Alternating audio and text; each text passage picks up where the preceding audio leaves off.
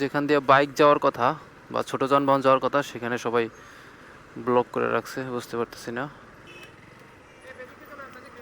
ঠিক আছে, ঠিক আছে, ঠিক আছে, থ্যাংক ইউ। ওহো, একটা অ্যাক্সিডেন্ট হয়েছে। হ্যালো গাইস, কেমন আছেন সবাই?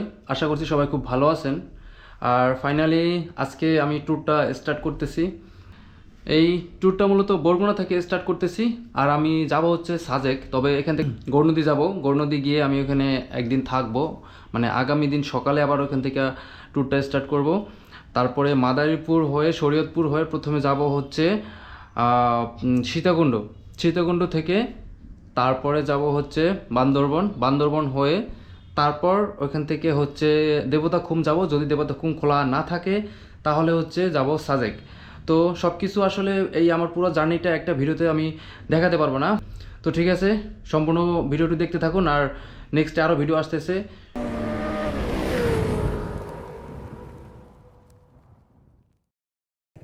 ফাইনালি আমি বেরিয়ে পড়লাম। তবে একটা বোকার মতো কাজ করছি। আমি বাসা থেকে যখন বের হয়ে পড়ছি, এখন আমি অনেক দূরে চলে এসেছি, প্রায় হচ্ছে শরীয়তপুরের কাছাকাছি চলে এসেছি।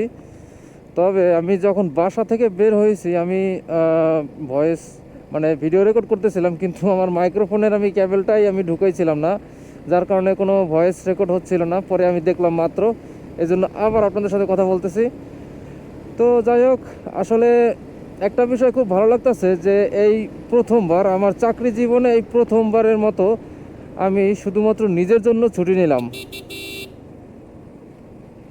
এর আগে যে ছুটি নেই ব্যাপারটা তা না, ছুটি নিয়েছি, কিন্তু সেটা দেখা গেছে যে ফ্যামিলিতে কোনো সমস্যা বা হচ্ছে বাড়ির কোনো কাজের জন্য বা এই রকমের অন্য কোনো প্রয়োজনে ছুটি নিয়েছি। শুধুমাত্র নিজেকে সময় দেওয়ার জন্য এই প্রথমবার আমি ছুটি নিলাম। ব্যাপারটা আমার কাছে অনেক বেশি ভালো লাগার, আবার কষ্টেরও। যাই হোক, তো আমার সাথে আমার এক ফ্রেন্ড আছে, আর আমি হচ্ছে বাসা থেকে যখন বের হয়েছিলাম তখন সময় ছিল 4টা 20, আর এখন বাজে হচ্ছে 5টা 17। প্রায় 1 ঘন্টা বাইক রাইড করে ফেলেছি।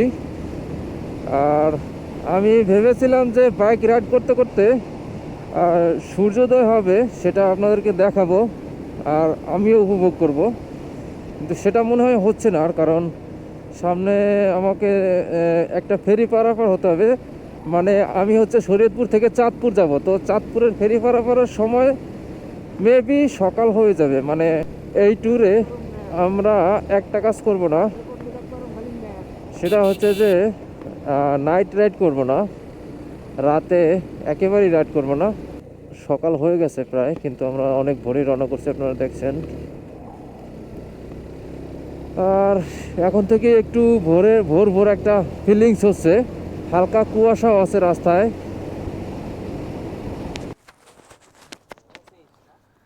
হ্যাঁ, SHOVNBIKERS।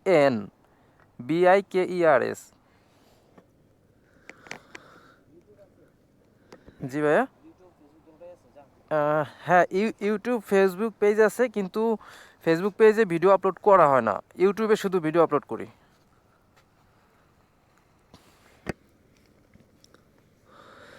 হ্যালো গাইস, তো আপনাদেরকে আপাতত ভিউটা দেখাই।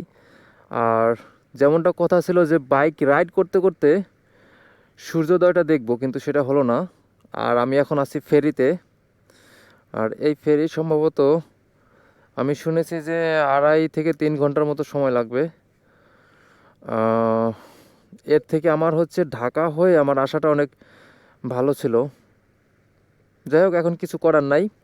আপনারা যদি কখনো এই রাস্তায় আসেন, মানে শরীয়তপুর হয়ে যদি চাঁদপুরে আসতে চান, তাহলে হচ্ছে এই ব্যাপারটা মাথায় রাখবেন। আর রাস্তা অনেক খারাপ ছিল, অনেক অনেক খারাপ ছিল। আমি রাত্রেবেলা ছিল, তাই আসলে ভিডিওতে এভাবে দেখাই না। যাই হোক, সকালবেলার এই দৃশ্যটা কেমন লাগতেছে দেখেন।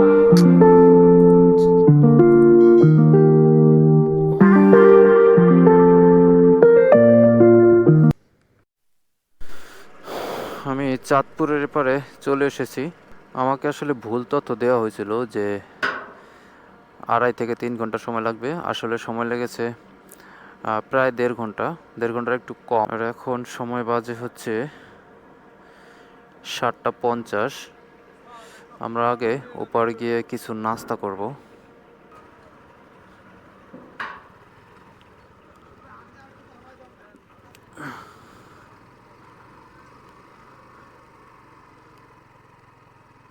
ও ও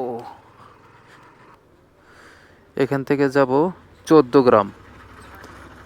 এখন আমরা আছি হচ্ছে এই চাঁদপুর লাকসাম, লাকসাম হয়ে 14 গ্রাম যাব। 14 গ্রাম হয়ে তারপরে হচ্ছে চট্টগ্রাম হাইওয়ে, ঢাকা চট্টগ্রাম হাইওয়ে দিয়ে সীতাকুণ্ড, এই যে এখানে যাব।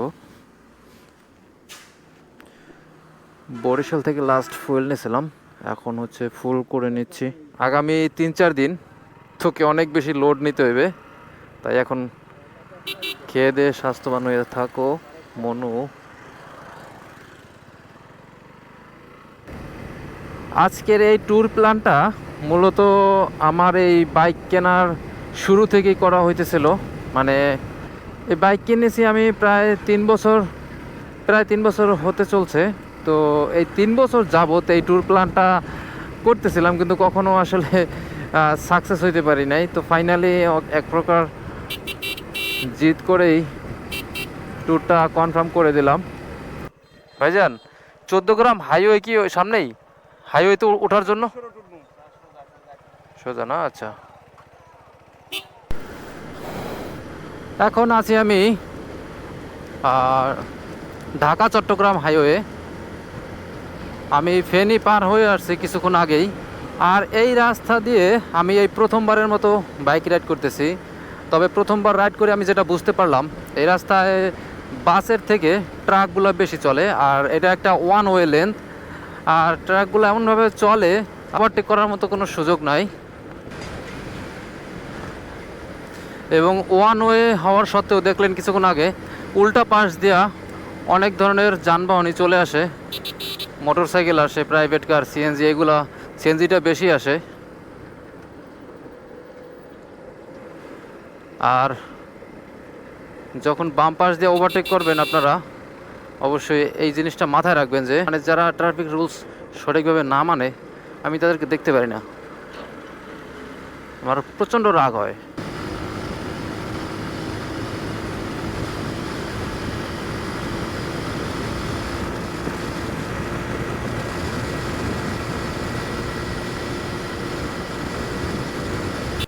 সেই একটা রাস্তা, কিন্তু রাস্তাটা অনেক বেশি ব্যস্ত।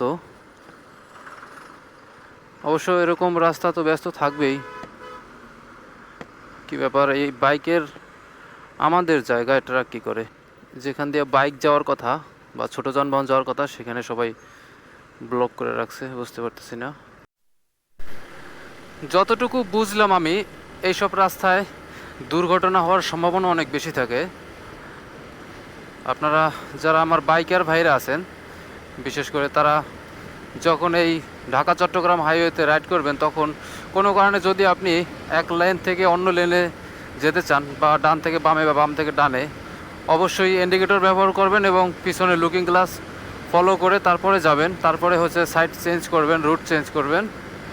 কারণ এই রুট চেঞ্জ করার এই ভুল বোঝাবুঝি নিয়ে অনেক সময় দুর্ঘটনার শিকার হতে হয়।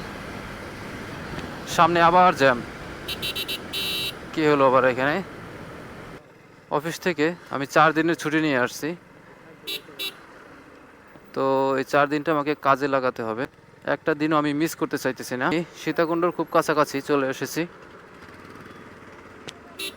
এখান থেকে আর হচ্ছে 22 কিলোমিটার বাকি আছে। ম্যাপে 28 মিনিট দেখাচ্ছে, কিন্তু এইভাবে জ্যামের মধ্যে দিয়ে যেতে হলে আমাকে 28 মিনিট না, আমাকে 1 ঘন্টাও লেগে যেতে পারে আমার। ঠিক আছে, ঠিক আছে, ঠিক আছে, থ্যাংক ইউ। ওই দিক দিয়ে সেন্সের দিক দিয়ে, হ্যাঁ।